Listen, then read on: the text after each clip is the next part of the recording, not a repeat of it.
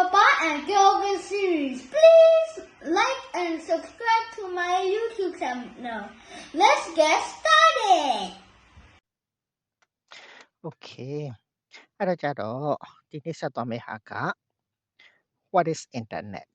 internet ဆိုတာဘာလဲဆိုတဲ့အကြောင်းပြောပြမယ်ဟုတ်ပြီနော်အဲ့ဒီမတိုင်ခင်မှာပပတို့ပြီးခဲ့တဲ့ဟာလေးပြန်ပြီးတော့ဆွေးနွေးကြည့်မယ်ဟုတ်ပြီနော်အဲ့တော့ပြီးခဲ့တဲ့ခေါက်တော့ပပတို့ဘာတွေပြောခဲ့လဲဆိုတော့ cloud storage အကြောင်းပြောခဲ့တယ်ဟုတ်ပြီနော် cloud storage ဆိုတာက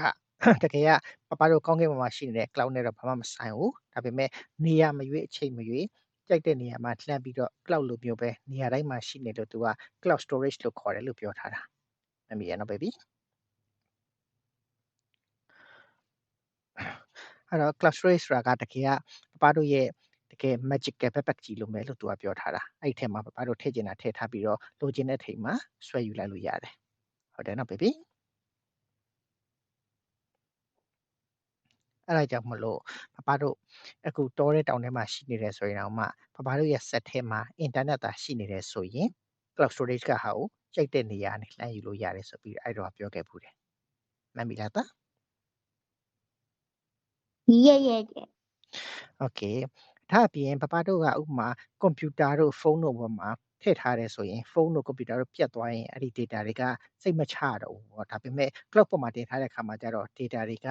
ဖုန်းတို့ internet တို့ပြတ်ဖုန်းတို့ကွန်ပျူတာတို့ပြတ်သွားတယ်ဆိုရင်တော့မှ internet ပေါ်မှာရှိနေတဲ့ကြောင့်မလို့သူကစိတ်ချသေးတာပေါ့ဒါပပတို့ပြီးခဲ့တဲ့အခါတော့ပြပြထားတဲ့ cloud storage အကြောင်းခဲ့တာဆိုရင်ဒီနေ့ပပတို့ဘာကြောင့်ဆက်ပြပြမလဲဆိုတော့ internet ဆိုတာဘာလဲဆိုတဲ့အကြောင်းပြပြပေးမယ်အဲ့တော့ဘသူကအင်တာနက်ကိုစပြီးတော့တည်ထွင်ခဲ့တာလဲဆိုတော့လွန်ခဲ့တဲ့1960ခုနှစ်ဝန်းကျင်ကပြောရမယ်ဆိုရင်ဘာတို့အခုရောက်နေတာ2025ဖြစ်တဲ့အတွက်ကြောင့်မလို့နှစ်ပေါင်း60ကျော်လောက်ကပေါ့ဟုတ်ပြီနော်အဲ့ချိန်မှာလူတွေကစဉ်းစားကြည့်တယ်သူတို့ကကွန်ပျူတာတွေတော့စသုံးတက်လာပြီအဲ့ခါမှာကျတော့ကွန်ပျူတာတွေကတစ်ခုကနေပြီးနောက်ကွန်ပျူတာတစ်ခုကိုဘယ်လိုမျိုးအချက်လက်တွေ data တွေပို့ရမလဲဆိုတာကိုသူတို့ကစဉ်းစားလာအောင်ဟုတ်ပြီလားသားအဲ့ဒီကြတော့အဲ့လိုမျိုး data တွေပို့ဖို့အတွက်ကိုသူတို့ကနီးတွေလမ်းတွေတဖြည်းဖြည်းချင်းစဉ်းစားလာရင်နဲ့နောက်ကြတော့ဘာတို့ရဲ့ American အစိုးရကနေပြီးတော့သူတို့ American မှာရှိနေတဲ့သိပ္ပံပညာရှင်တွေနဲ့နောက်တစ်ခါစစ်တပ်မှာရှိနေတဲ့ဒီသိပ္ပံပညာရှင်တွေကိုသူကခေါ်လိုက်ပြီးလဲပြီးတော့သူတို့ရဲ့ပထမဆုံး project ဖြစ်တဲ့ ARPANET ဆိုတာကြီးကိုစပြီးတော့စလုပ်ခဲ့တယ်ဟုတ်ပြီနော် ARPANET ဆိုတာတကယ်က internet ကအစပြုတဲ့နေရာလေးပေါ့ဟုတ်ပြီလားဘာလို့လဲဆိုတော့အဲ့တော့သူတို့ရဲ့ကွန်ပျူတာထဲမှာရှိတဲ့အချက်လက်တွေကိုနောက်ကွန်ပျူတာနောက်ထပ်တစ်နေရာကိုပို့တဲ့အခါမှာအခက်အခဲဖြစ်နေတော့အဲ့ဒီအတွက်ကိုသူကစပြီးတော့တည်ထွင်ခဲ့တာပေါ့ဟုတ်ပြီနော်အဲ့မှာလောက်တဲ့ခါမှာကျတော့ပထမဆုံးထင်ရှားတဲ့ပုံကိုကြီးကဘာတူလဲဆိုတော့ဟောဒီ Leonard Kleinrock ဆိုတဲ့လူကြီးသူကကြတော့ဗာလဲဆိုတော့ပပတို့ internet ဆိုတာကတကယ်ကပပတို့ရဲ့ data အချက်လက်တွေကိုတခြားဆက်ကိုပို့မှာမလားသားအဲ့ခါမှာကြတော့တခြားချက်လက်ကိုပပတို့ရဲ့ data အချက်လက်တွေပို့တဲ့ခါမှာကျတော့ဥပမာ video လို file လိုမျိုးဆိုရင် data တွေကအကြီးကြီးပဲလေအဲ့လိုအကြီးကြီးပဲကြတော့တခါတည်းသူကတန်းပြီးပို့လို့မရအောင်အဲ့ကြတော့သူကဖြည်းဖြည်းချင်းခွဲပြီးပို့ရတယ်အဲ့ဒါကို small pieces လေးတွေကိုဘယ်လိုခေါ်လဲဆိုတော့ packets လို့ခေါ်တယ်အဲ့တော့သူက data ချက်လက်တွေပို့တာမဟုတ်သူ့ကို data packets လို့ခေါ်တာပေါ့ data လေးတွေကိုခွဲပြီးပို့တာပေါ့အဲ့ဒါကိုဘာဥပမာပေးထားလဲဆိုတော့ပရွက်စိတ်ကလေးနဲ့ဥပမာပေးထားတယ်ဟုတ်ပြီနော်ပရွက်စိတ်ကလေးကသူ့အစားတောက်ကြီးကိုအကြီးဆိုရင်သူတည်လို့မရဘူးမလားသားအဲ့ကြတော့သူကဘယ်လိုလုပ်လဲဆိုတော့ဖြည်းဖြည်းချင်းကတ်ပြီးလဲပြီးတော့ဒုတိယပုံအောက်မှာပုံမကြည့်ကြပါဘူးအဝါတုံးတစ်လေးတွေကတကယ်သူတို့တည်ထားတဲ့ပရွက်စိတ်ကအစာတစ်လေးတွေလေဟုတ်ပြီလားသားအဲ့လိုမျိုးခွဲတည်တယ်လို့ပဲ internet ကြီးမှာရှိတဲ့ data တွေကိုလည်းအဲ့ဒီလိုမျိုးခွဲတည်တာပေါ့အဲ့လိုမျိုး idea ကိုစပြီးပေးခဲ့တဲ့လူကခုနလူကြီးပေါ့ဟုတ်ပြီနော်အဲ့တော့ခုနအဲ့ဒီ Leonard Kleinrock ဆိုတဲ့လူကြီးကအဲ့ဒီ internet ကို package တွေနဲ့ခွဲပြီးတည်မယ်ဆိုတဲ့ idea ကိုသူကစပြီးတော့လုပ်ပေးခဲ့တာဟုတ်ပြီနော်အဲ့ကြတော့အဲ့ဒါပြီးလဲပြီးရောအဲ့ဒီ internet တွေကိုပပတို့အခုသုံးနေတဲ့ cable တွေပေါ်ကနေတဆင့်သွားဖို့အတွက်ကိုအဲ့ဒါကို TCP/IP ဆိုတဲ့ protocol ကြီးကိုကြတော့ဒီလူကြီးနှစ်ယောက်ကတည်ထွင်ပေးခဲ့တယ်သူ့နာမည်ကဘယ်လိုလဲဆိုတော့ Vince Cerf နဲ့ Bob Kahn အဲ့လူနှစ်ယောက်ကကြတော့အဲ့ဒီ internet data package တွေကိုတည်ဖို့အတွက်ကိုဆိုရင်အဆင်ပြေအောင်ဆိုပြီးတော့အဲ့ဒီ TCP/IP ဆိုတဲ့ protocol ကြီးကိုတီထွင်ပေးခဲ့တယ်အဲ့တော့ TCP/IP ဆိုတာဘာလဲဆိုတော့ပပအောင်မှာရေးပေးထားတယ် TCP ရဲ့အရှိကောက်က Transmission Control Protocol IP ဆိုတာက Internet Protocol ဟုတ်ပြီနော်အဲ့တော့လောဆယ်သား TCP/IP လောက်ကိုသိရင်ရပြီဘာလို့လဲဆိုတော့နည်းနည်းလေးနောက်ထပ် level မြင့်သွားတဲ့အခါမှာကျတော့ပါတော့အဲ့ဟာကိုထပ်ပြီးတော့အသေးစိတ်ပြပြပေးမယ်ဟုတ်ပြီနော်ဒါဆိုရင်ခု internet ကို package နဲ့ခွဲတယ်လို့ရတယ်ဆိုတာကခုနပထမဆုံး Leonet ကစပြီးတော့တည်ပြီးတော့သူကလုပ်ပေးခဲ့တယ်နောက်တစ်ခါဒီ TCP/IP ပေါ်ကနေပြီးတော့တင်ပြီးတော့သွားဖို့အတွက်ကိုကြတော့ဒီလူနှစ်ယောက်ဖြစ်တဲ့ Vince Cerf နဲ့ Bob Kahn ကလုပ်ပေးခဲ့တယ်တကယ်အဲ့ဒီ internet package တွေကို internet ကြီးကိုတီထွင်တာသူတို့ကြီးပဲတီထွင်ခဲ့တာမဟုတ်ဘူးခုနပပပြောခဲ့သလိုပဲ American မှာရှိနေတဲ့သိပ္ပံပညာရှင်တွေရဲ့နောက်တစ်ခါ American စစ်တပ်တွေကလူကြီးတွေအကုန်လုံးစုပေါင်းပြီးတော့တကယ်ကို teamwork အနေနဲ့လုပ်ခဲ့တာဟုတ်ပြီနော်ဒါပေမဲ့သူတို့ကအမှခုနထင်ရှားတဲ့လူကြီးတွေကတော့အဲ့ဒီလူတွေကသူတို့လုပ်ခဲ့တဲ့အပိုင်းလေးလို့ပြောတာပေါ့ဟုတ်ပြီနော်ဒါဆိုရင်အခု internet ကိုဘယ်သူတွေကစပြီးတော့လုပ်ခဲ့လဲဘယ်လိုတီထွင်ခဲ့လဲဆိုတော့အကျဉ်းချင်းပပတို့သိခဲ့ပြီအဲ့ထိနားလည်လာပြီ Yeah. Okay ဒါဆိုရင်တကယ်က internet ဆိုတာကတကယ်ကဘာလဲဆိုတော့ပပတို့ဒီ website ကြီးတွေကိုအချင်းချင်းချိတ်ဆက်ပေးထားတယ်လမ်းကြောင်းကြီးလို့သူကအလွယ်တကူပြောပြထားတယ်လမ်းကြီးတွေပဲတကယ်ကတော့ဟုတ်ပြီလားအဲ့တော့じゃအဲ့မှာဆိုရင်လမ်းလေးဆိုတာတကယ်ကဘာလဲဆိုတော့ပပတို့မြို့ကြီးတွေအချင်းချင်းဟုတ်တယ်မလားသားနောက်ကမြို့ထဲမှာမှထပ်ပြီးတော့ sign နေနောက်တစ်ခါအိမ်တွေကိုသူကချိတ်ဆက်ပေးထားတာလေဟုတ်တယ်မဟုတ်လားဥပမာသားအခုရန်ကုန်မှာရှိနေဆိုရင်ရန်ကုန်ကနေပြီးတော့တကယ်စင်ကာပူကိုကားနဲ့တောင်လာလို့ရတယ်လိုင်းရှိနေတာပဲဟုတ်တယ်မလားသားအဲ့တော့အဲ့လိုပဲအဲ့လိုအိမ်နေချင်းချင်းကိုသူကချိတ်ဆက်ပြီးတော့ပေးထားတာပေါ့အဲ့တော့ internet ဆိုတာလည်းတကယ်အဲ့လိုပဲသူ့မှာရှိတဲ့ website တွေတနည်းအားဖြင့် computer တွေအချင်းချင်းကိုသူကချိတ်ဆက်ပြီးတော့လုပ်ပေးထားတာပဲဟုတ်ပြီနော်အဲ့တော့တကယ်က internet ဆိုတာကပပတို့ဘာတွေတည်ပေးသွားတယ်ဆိုတော့သူစီမှာက message တွေပပတို့စာတွေဘာတွေပို့တယ်မလားသားအဲ့လို message တွေနောက်တစ်ခါ picture တွေပို့တယ် video တွေပို့တယ်အဲ့ဒီကောင်တွေအကုန်လုံး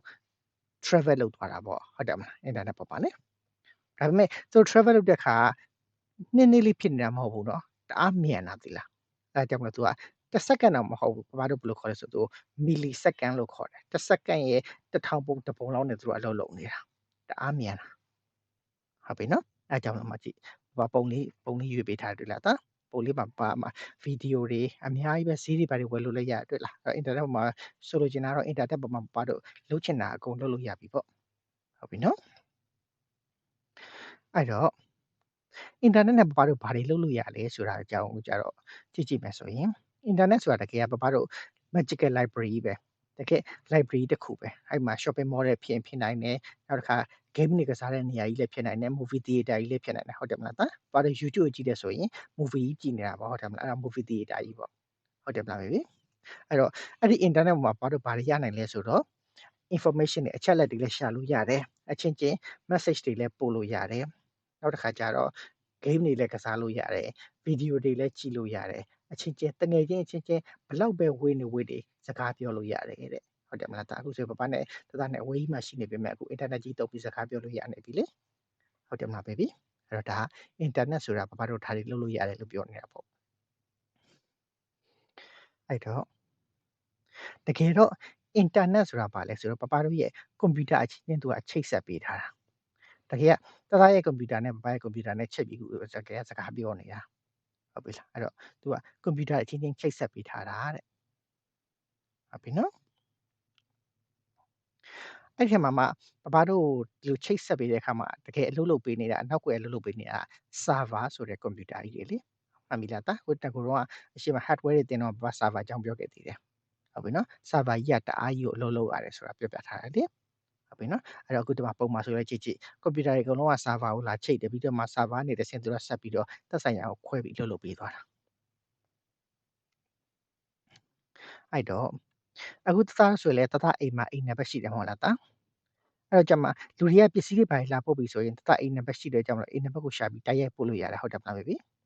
ခါရရ surprise gift တွေပါတယ်ဆိုတော့ surprise gift ပို့တဲ့လူတွေကအိမ်ကိုတိုက်ရိုက်လာပို့လို့ရတယ်ဘာလို့လဲဆိုတော့တအိမ်နံပါတ်ရှိနေတာ哦အိမ်နံပါတ်ကိုရှာလိုက်တာနဲ့တန်းရောက်လာတယ်လေဟုတ်တယ်မလားသားအဲ့ဒီလိုပဲသားတို့ပပတို့ရဲ့ကွန်ပျူတာတွေမှာလည်း address ရှိတယ် computer မှာရှိတဲ့ address ကိုဘာလို့ဘယ်လိုခေါ်လဲဆိုတော့ IP address လို့ခေါ်တယ် IP ဆိုတော့ခုနပြောထားပြီးသား internet protocol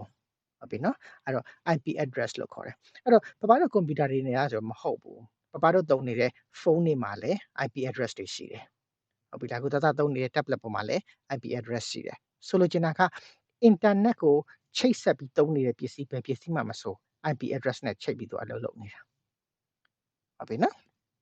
အဲ့တော့ပပတို့စီမှာ computer တိုင်းမှာလည်း IP address ရှိတယ်အဲ့တော့အခုပပတို့ YouTube လေးကို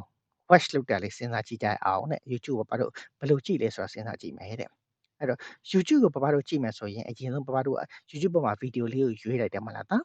းရွေးပြီးလဲပြီးတော့အဲ့ဒီပေါ်က play ဆိုတဲ့ click လေးကိုနှိပ်လိုက်တယ်ဒါကပပတို့ရဲ့ computer ပေါ်မှာလုပ်လိုက်တာပြီးလဲပြီးတော့ပပတို့အဲ့လိုလုပ်လိုက်တော့အဲ့ဒီ computer ပေါ်ကနေပြီးတော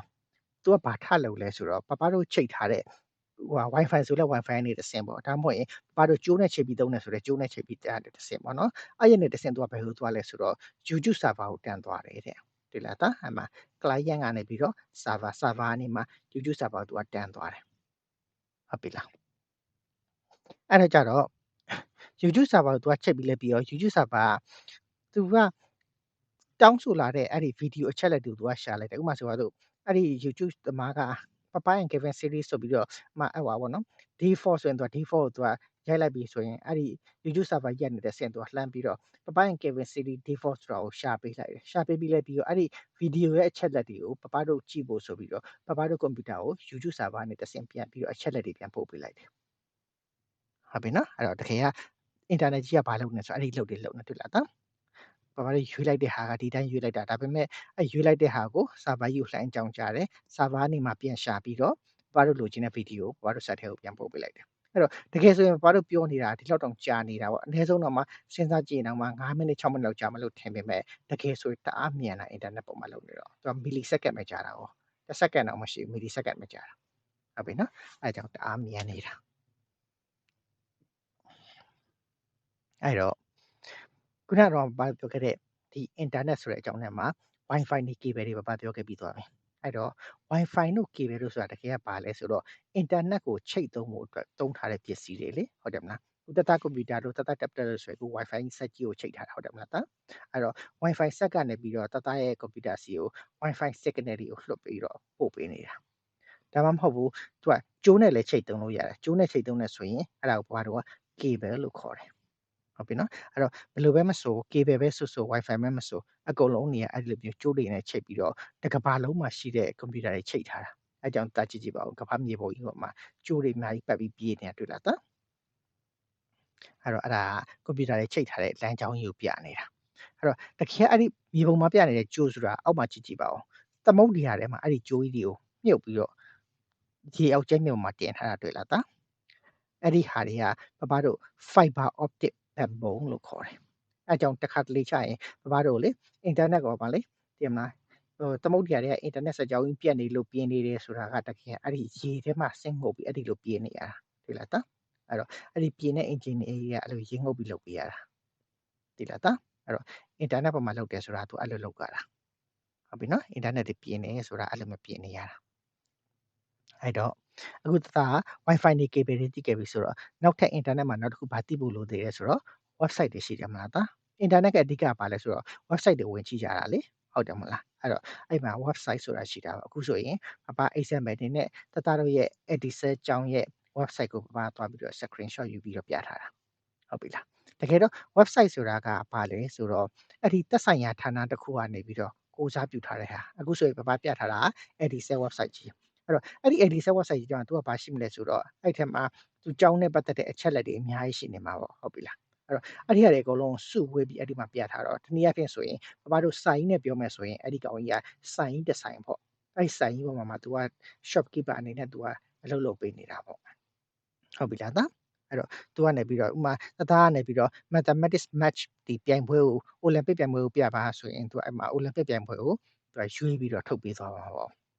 ့ဟုတ်ပြီနော်အဲ့တော့ website ကြီးကအဲ့လို display လုပ်တဲ့အလုပ်ကိုလုပ်တယ်ခုန cable တို့ခုန wifi တို့ကကြတော့ connection လုပ်ပေးတဲ့အလုပ်ကိုလုပ်တယ်ဟုတ်ပြီနော် အဲ့တော့အခုဘာတို့ကအဲ့ဒီ set website ကိုရှာတယ်ဆိုတာဒီတိုင်းအဲ့ဒီ set ကိုရှာလို့မရဘူးတခါတည်းရှာလို့မတွေ့ရင်ဘယ်ရသွားရှာလဲဆိုတော့ဘာတို့က Google ကသွားရှာတယ်ဟုတ်လားသားအဲ့တော့တကယ်က Google တဲ့မဟုတ်ဘူးသူစီမှာပါတယ်ရှိတယ်ဆိုတော့ Yahoo လည်းရှိသေးတယ် Bing ဆိုတာလည်းရှိသေးတယ်အဲ့ဒါတွေအကုန်လုံးက internet website တွေကိုရှာဖို့အတွက်လုပ်ထားတာရှာတယ်ဆိုတော့ English လို့ search လို့ခေါ်တယ်ဟုတ်တယ်မလားသားအဲ့ဒါကြောင့်မလို့အဲ့ဒီဟာတွေကိုဘာတို့ဘယ်လိုခေါ်လဲဆိုတော့ search engine လို့ခေါ်တာဟုတ်ပြီနော်အခုဆိုရင်ထင်ပေါ်တဲ့ search engine တွေကဘာတွေလဲဆိုတော့ Google တို့ Yahoo တို့ခုန Bing တို့ပေါ့ဟုတ်ပြီလားသားအဲ့တော့အဓိကဆိုရင် internet ကိုသုံးနေဆိုတာဘာလို့တာလဲဆိုတော့ဘာတို့ internet ကိုသုံးလိုက်ပြီဆိုတာကဒီ website တွေကြည့်ခြင်းလို့အဲ့တော့အဲ့ဒီ website တွေကိုကြည့်ဖို့ဆိုရင်သူကချိတ်ဆက်ပေးတာ cable တွေနဲ့ချိတ်ဆက်ပေးတာရှိတယ်လို့ wifi နဲ့လည်းချိတ်ဆက်ပေးတယ်ဟုတ်ပြီလားအဲ့တော့အဲ့ website တွေကိုရှာဖို့ဆိုရင် search engine တွေကိုအသုံးပြုရတယ်ပေါ့အထိနားလည်လား baby Yes, Papa. okay ဒါဆိုရင်နောက်တစ်ခုကပပတို့ internet ရဲ့အကြောင်းလေးကိုဗီဒီယိုလေးကြည့်ကြည့်မယ်ဟုတ်ပြီနော်ပပတို့ရဲ့ package တွေကအဲ့ဒီလူတစ်ယောက်ကနေပြီးတော့ package ကိုရှာလိုက်တဲ့ internet website ကိုရှာလိုက်တဲ့အခါမှာ American ကနေပြီးတော့ဟိုဘက်ကဒီ London ထဲကိုဘယ်လိုမျိုးသွားလဲဆိုတဲ့ data package တွေကိုပါသူကပုံလေးနဲ့ပြပေးထားတယ်ဟုတ်ပြီနော်ကြည့်ကြည့်အောင် Have you ever wondered what happens when someone in England visits the World Science Festival's webpage? First, their computer needs to ask the World Science Festival server for a copy of that webpage. The computer sticks this request into a virtual envelope called a packet, wrapped with specific information about that request, including the World Science Festival's IP address. The computer sends this packet out of the house and below the street via large underground copper wires. It passes through small regional networks before ending up here at Telehouse North in London. Telehouse North is England's main internet hub. The IP address on this packet tells the hub that the World Science Festival server is actually in Los Angeles. So Telehouse North sends the packet out as light across the Atlantic, over fiber optic cables buried deep beneath the ocean. The packet ends up here, 60 Hudson Street, New York City, the largest internet hub on the East Coast. This hub sends the packet through a series of regional networks connecting New York to Los Angeles, where the World Science Festival server resides. The server reads the request and gets ready to send the web page to England. But web pages made up of images and text are too large to send as a single packet of data. So how do we get it back to England? Imagine a group of 5,000 tourists visiting New York City in a single gigantic tour bus. They are way up in Harlem, but they want to visit the Statue of Liberty before it closes. But it's rush hour, on a Friday. There's no way that giant bus is going to fit through those crazy congested streets. So they decide to get off the bus and spread out. Some take the subway, some take cabs, a few rent bikes, and some even take kayaks down the Hudson River. How they get there doesn't matter, as long as they get there on time. Likewise, for the internet to work efficiently, this web page is pulverized into thousands of tiny packets of data, each one wrapped with all of the information it needs to rebuild itself in England. The packets are sent to LA's One Wilshire hub, which checks the traffic report before sending them off. Through miles and miles of land they travel, checking in through different hubs. Like our New York City tourists, those packets don't care how they get there, as long as they get there as fast as possible. Most of them will go through 60 Hudson in New York, where they are redirected back to England as light, riding a fiber of glass as thick as a silver dollar.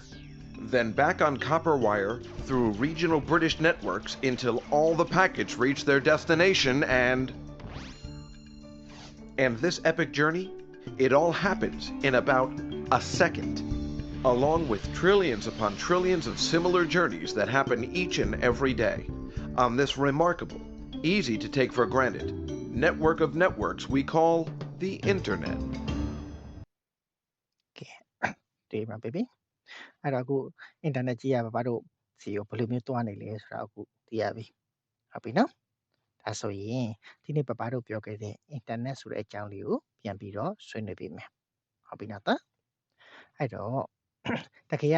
ကပပတို့ internet ကိုဘယ်လိုမျိုးစဉ်းစားလို့ရလဲဆိုတော့ giant web of rogues တဲ့ဟုတ်တယ်မလားသားဘာလို့လဲဆိုတော့သူကကွန်ပျူတာတွေအများကြီးချိတ်ဆက်ပြီးတော့ချိတ်ဆက်ထားတဲ့လမ်းကြောင်းကြီးမဟုတ်လို့လေဟုတ်ပြီလားအဲ့တော့သူကတကယ်ကိုကြီးမားတဲ့လမ်းကြီးပဲပေါ့ဟုတ်ပြီနော်အဲ့ internet က